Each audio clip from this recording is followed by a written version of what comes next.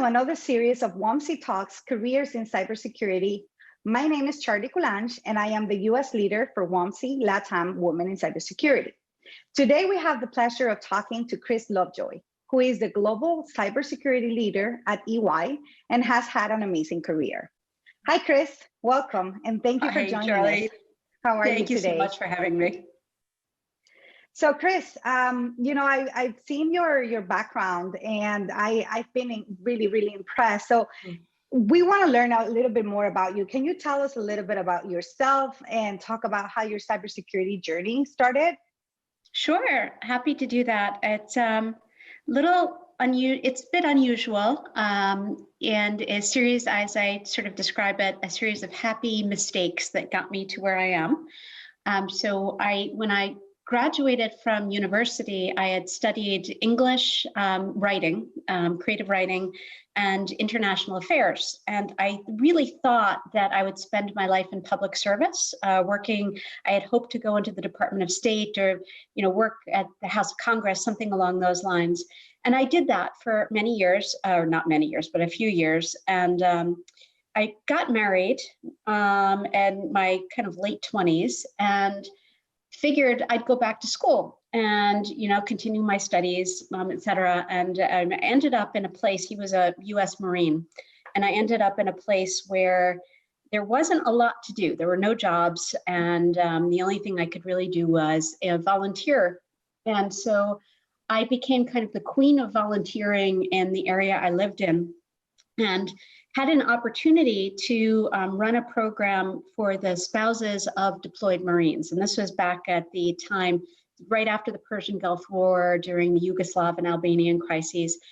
And one of the biggest challenges we had at that time is, when our spouses went away, it was impossible to communicate with them unless they got to shore and were able to find a phone and make a phone call. And, many of the women, and at this time it was all women, who were left home, they didn't have a lot of money. Some didn't even have telephones.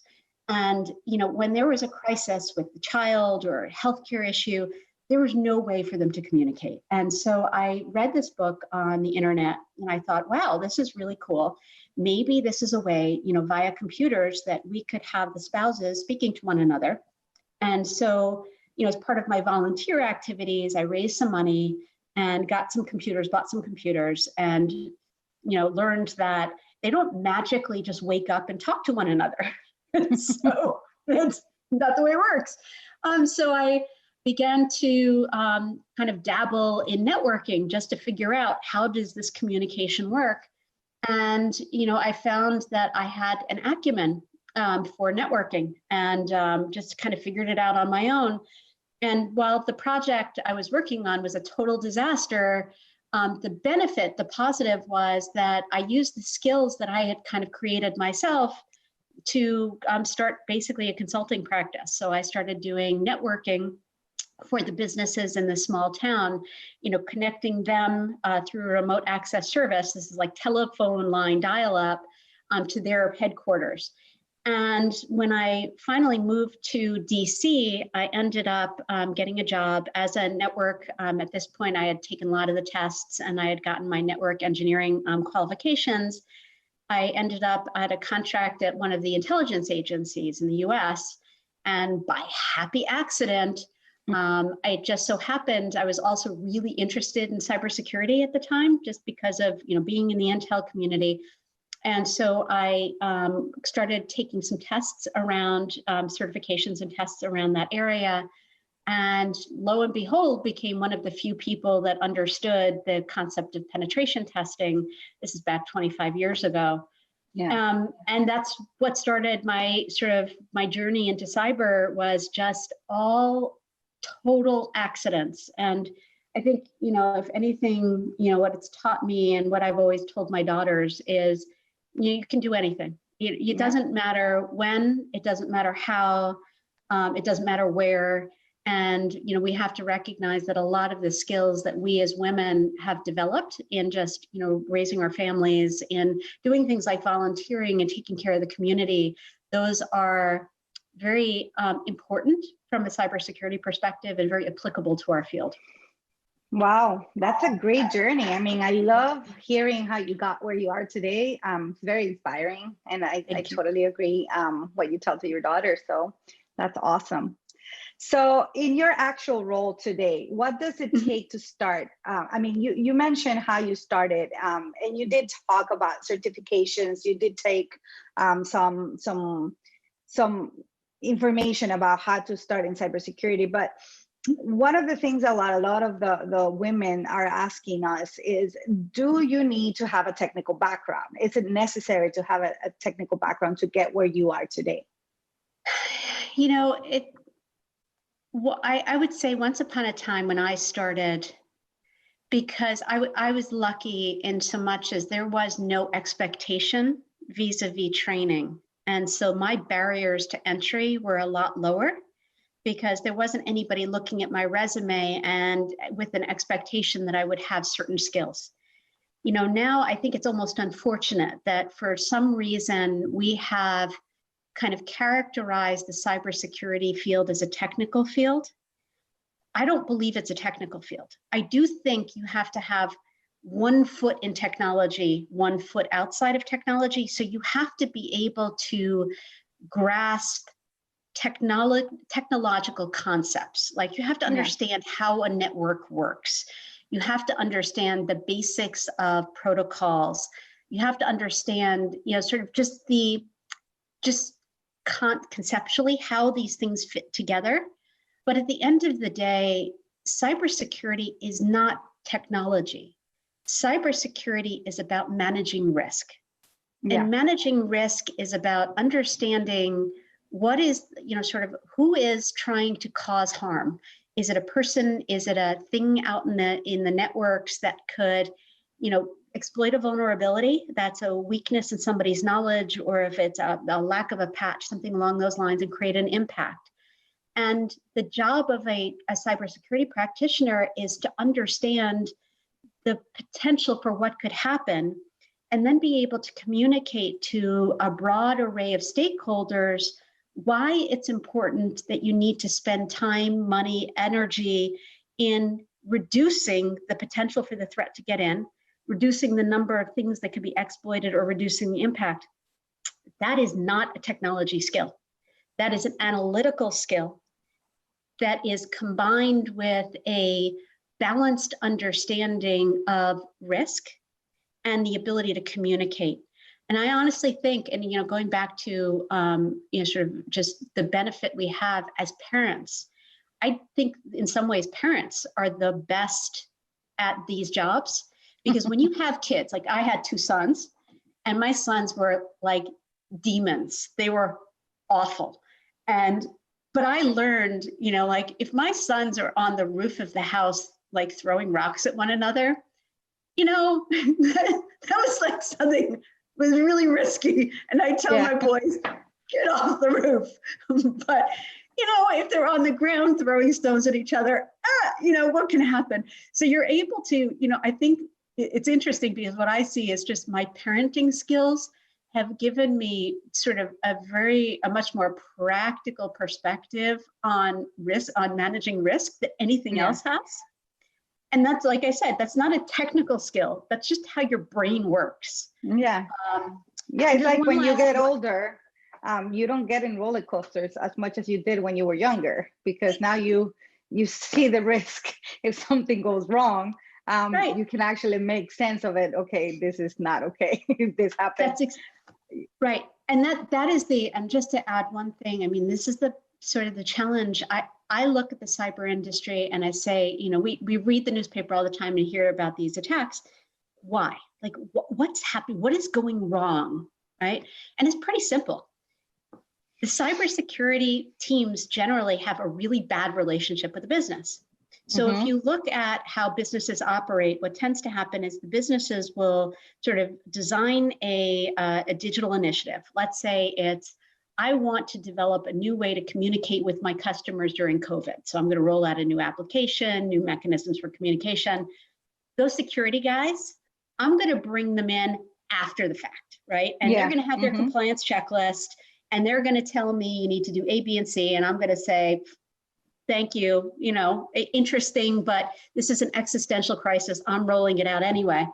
Okay, well, of course, we're putting cars onto the road with no seatbelts. What do you think is going to happen? Yeah. And the reason is because the relationship between cyber and business is pretty bad. And I think one of the reasons is because when we look at cyber professionals, what we tend to do is hire people that come from intelligence and defense, guns, gates, guards, everybody's bad, lock everybody up, lock everything up. And at the end of the day, that's not how businesses operate. And so I do think, going back to do you have to have a technical background?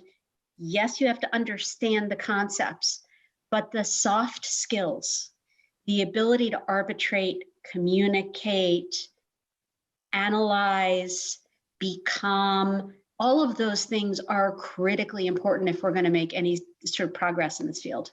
Yeah, I mean, you nailed it.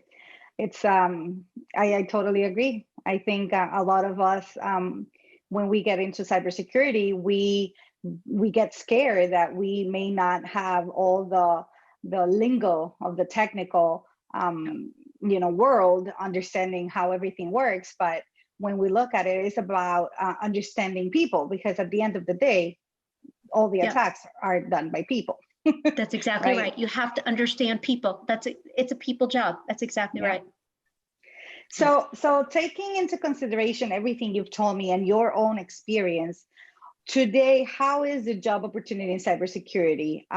What is the growth opportunity? Where do you see more demand? Is it in threat intelligence? Is it in DevOps? Is it cloud security?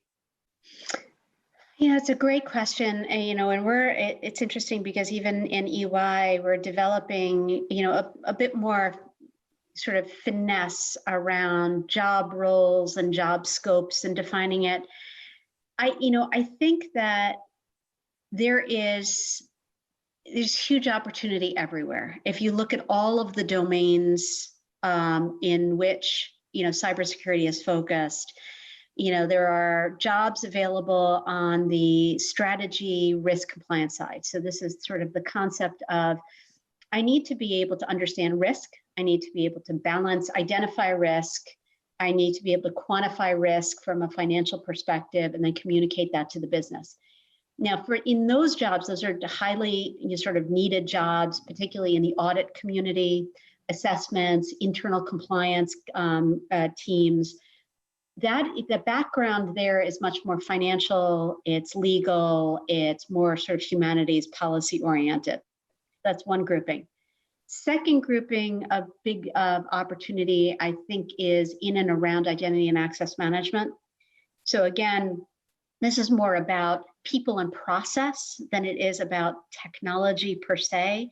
It's about understanding how to set up roles, why certain roles should be applied to certain people, what kind of accesses should be granted to those individuals.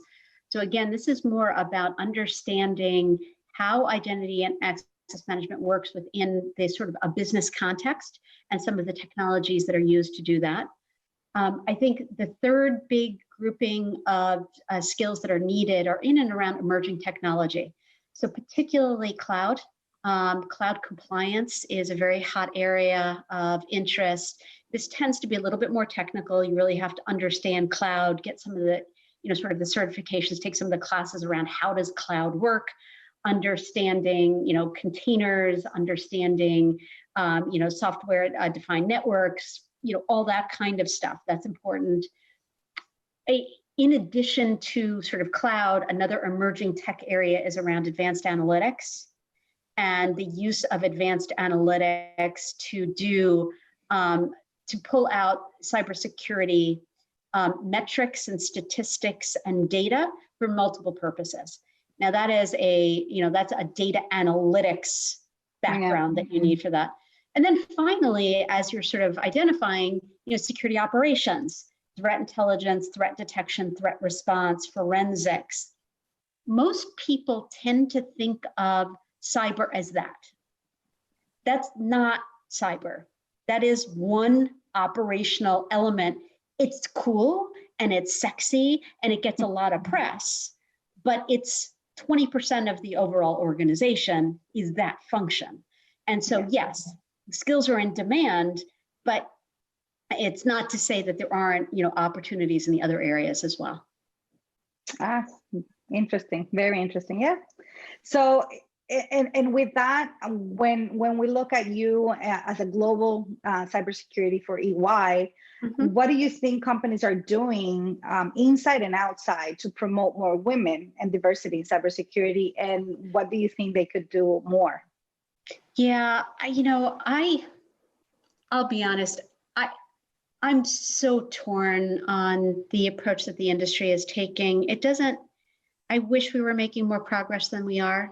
In some areas, interestingly, like Saudi Arabia, we're having, I think, the most success. Our team right now in Saudi, and it's about 48% women. Wow. So think about that. That's huge. For huge. A culture where just a few years back, women really weren't even in the workforce. I think part of it is cultural, and that, sort of in that particular community, there is a tops down from a governmental perspective. There is a focus on recognizing there aren't enough cyber professionals in the field, and to meet the numbers, you have to open the aperture, right? If 50% of the world are women, you're going to have to bring women into the mix. Yeah. And so tops down, there is a cultural norm that sort of implies you must have more women in cyber. That influences behaviors in the universities, their recruiting processes. It influences behaviors in the corporations, and places like EY. We're very, very focused on, sort of bringing in more women from a recruiting perspective proactively. Now, I think that in some other areas, there's that sense of, well, we just want the best candidate. That's fine. One of the problems that I see in cyber is not necessarily, best candidate oftentimes is a woman. The problem isn't bringing women in, it's keeping women in. We see a very, very high opt-out rate kind of mid-career. My supposition, and this is purely anecdotal, but my 2 cents on this, and having been a working mom, is there is a point in your career where you get to a juncture where you almost have to, you have this decision to make. You feel like I can choose between my family or my job. I can't have both. I think that is false. I think that is wrong. I think that you can get over that. But I think that a lot of our promotional processes in our companies are still tooled to a bias. So what I hear a lot, like a lot of women will tell me, is that when they go through, they get to like a mid-level career and they're up for a promotion, and they sit down with their boss, who's invariably a guy, and their boss will say, well, this is a big job. Are you ready for the next step? I want you to keep in mind, this is a big job. Do you have a good support network? Are you sure you can, balance between your family and your job? And all of a sudden, women are like, okay, well, there must be something wrong with me. I'm choosing between my family and my job. Yeah. Right. So there's that kind of mental, like, I can't do both. And again, they're so unfair. And I've always, I've told guys when I hear this, like, do you ever ask a guy that question? When they're sitting down and you're talking to them about promotion, do you ever ask them who's going to watch their kids? I mean, seriously, that's not fair. And so I think that, and I'm going to be interested to see what's the fallout from COVID. But I do think that for women, it's the tone at the top really drives a lot of good behavior, and you can relatively easily bring women in. The question is, do you have the processes in place to keep women in? That to me is the biggest challenge. Well, that's a very interesting take. I mean, I completely agree with you. I think we still live in a very biased world where women are expected to be able to handle their career and their kids and their family and their household. And yeah, they do not ask those questions to men. I've actually never heard a man asking that to another guy. So it's an interesting take. But you would never question if somebody were to ask you that, you'd be like, oh yeah, okay. But yeah, it's not true. Okay, right? It's just that not. Is very true. Yeah. That is very true. So if I were to ask you, what would be one word that describes the love that you have for cybersecurity, kind of like the highlight of your industry, what would it be? Innovation, I think, is those sort of the one word. Is this is it's an amazingly dynamic field. It's changing all the time. And I think that, where I see cyber and I see the place of cyber is in enabling innovation. It's like the same thing with brakes and seatbelts in a car. It enables you to drive faster. So we tend to think of, most people think of cyber as an anchor. I tend to think of it as the opposite. Yeah. And so that's why, when I get up every morning and I'm excited about it, because I think, what I do is important. It's important for the world. And it does make it possible for us to sort of operate in really, sort of effective, impactful, good for society ways that, just makes things better. Great. Awesome. So we are actually grabbing of all the series in WOMCY Talks Careers in Cybersecurity. We're asking everybody one word and we're putting it together. So we could see how different women describe their love for the profession. Very good. So as a final message, how do you see cybersecurity profession in the face of today? Like, what are we experiencing with, COVID and political movements and division and everything that is happening today? How do you see cybersecurity profession today? I think it's more important than ever before. Going back to some of the earlier points I made, because cyber has historically a not great relationship with business lines. If you think about what's happened in COVID, for existential reasons, we've rolled out a lot of new technology to enable work from home, to enable work with, working with our clients. And those technologies were thrown out with no security.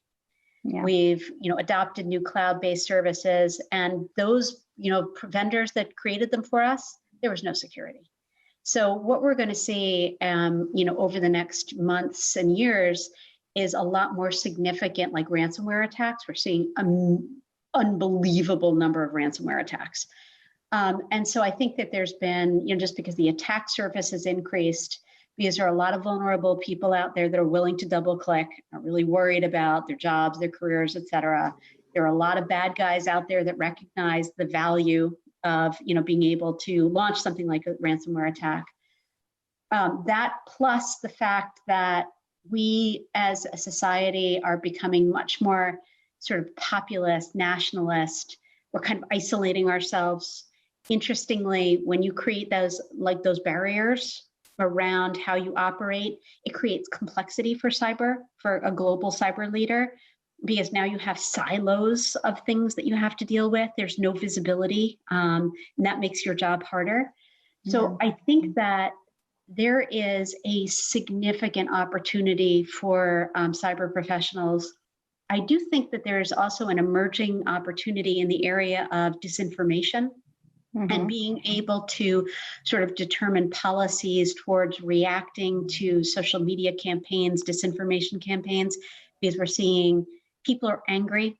So we're seeing a lot more social activism that is manifesting itself in these disinformation campaigns that are impacting our brands.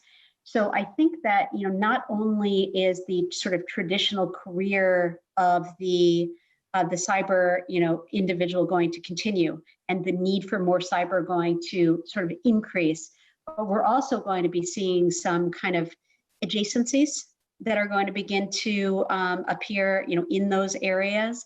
And so I think it's an area of exploration for, people, because I think pretty soon you're going to be hearing a lot of, marketing people saying, hey, I need somebody who's going to be doing, a lot more social media monitoring, management, policy development, et cetera. This is going to be like the next frontier. Yeah, right. And who would think that marketing would be associated with cybersecurity? Even though there's a lot of roles around marketing and for companies that do cybersecurity, like people that go into careers like marketing, they're not thinking I'm going to be involved in this global strategy around cyber, right? So it's very interesting, very interesting. Yeah. And I know a lot of women that listen to you are going to be very glad knowing that there's a lot of opportunity for this industry, and that they're choosing the right path, right? Because I think a lot of women are still questioning if it's the right thing to do, to study or go after something as for some of us think a little complex, that is cybersecurity, right? Right. So Kris, it's been a very inspiring and eye-opener conversation with you. I want to congratulate you for your career in cyber and in your position today. So thank you for joining us in another session of WOMCY Talks Careers in Cybersecurity. I wish you a lot of success, and I wish I was really inspired by you. So thank you so much. And thank you. We will hope to talk to you in another session soon. Anytime. Thank you so much. Thank you.